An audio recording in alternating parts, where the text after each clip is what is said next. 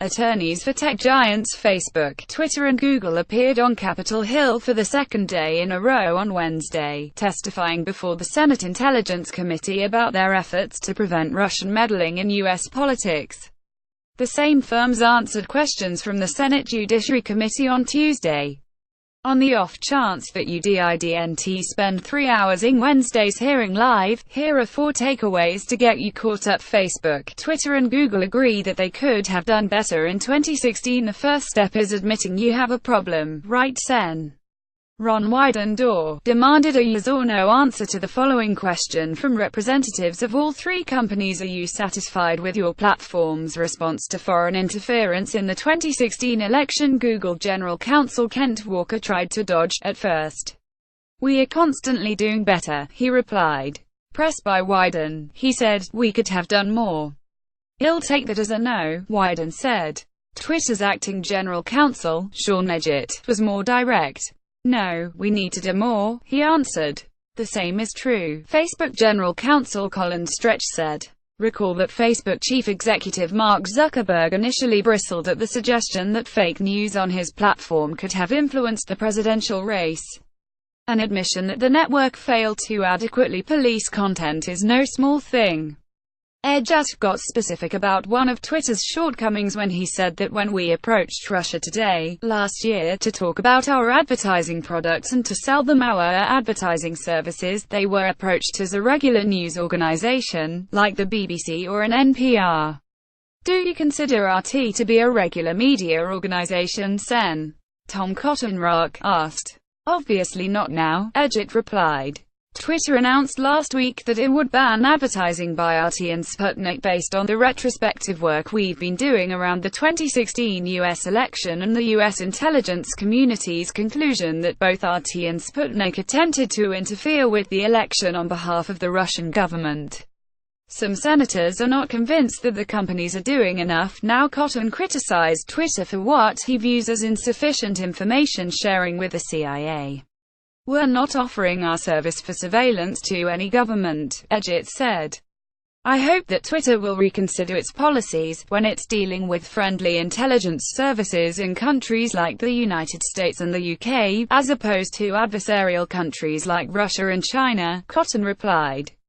Sen. Marco Rubio RFLA asked Stretch about Facebook's sophisticated filters, which allow it to block certain kinds of content from users in certain parts of the world, to comply with the laws of various countries.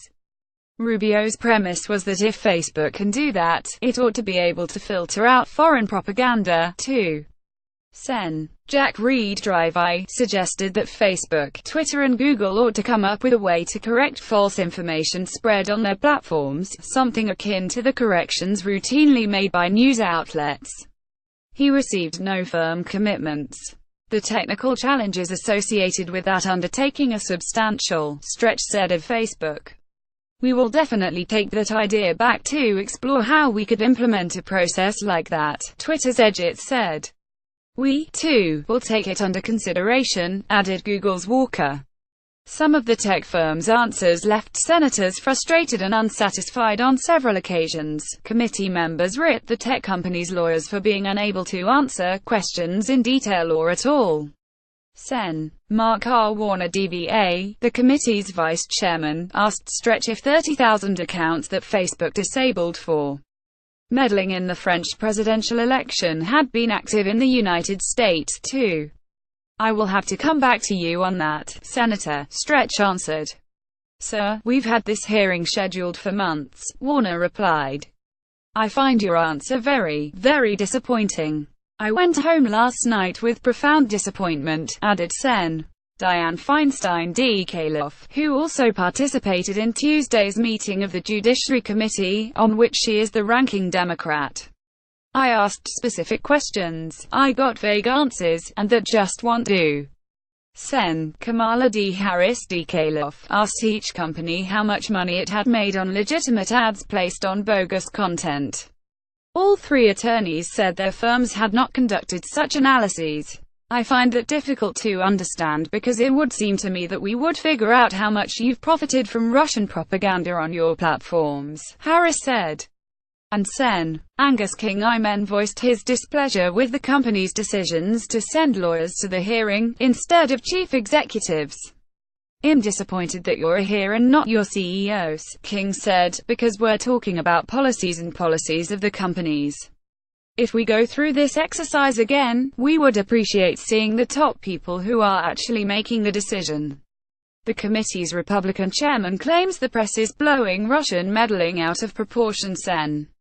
Richard Burr RNC, said he takes Russia's effort to meddle in U.S. politics, through social media, very seriously. A foreign power using the platform to influence how Americans see and think about one another is as much a public policy issue as it is a national security concern, Burr said in opening remarks. Yet the chairman also delivered a lengthy critique of the press, which, in his telling, has tried to reduce this entire conversation to one premise: foreign actors conducted a surgically executed, covert operation to help elect a United States president. "I'm here to tell you this story does not simplify that easily. It is short-sighted and dangerous to selectively focus on one piece of information and think that that somehow tells the whole story." He went on, "We can look at the divisive content of the ads and the pages that they directed people toward, and the number of tweets and retweets, and the manipulated search results, and draw inferences about the intent of the information operation. What we cannot do, however, is calculate the impact that foreign meddling in social media had on this election, nor can we assume that it must be the explanation for an election outcome that many didn't expect." Burr seemed determined at the outset of Wednesday's hearing to defend the legitimacy of Donald Trump's election win.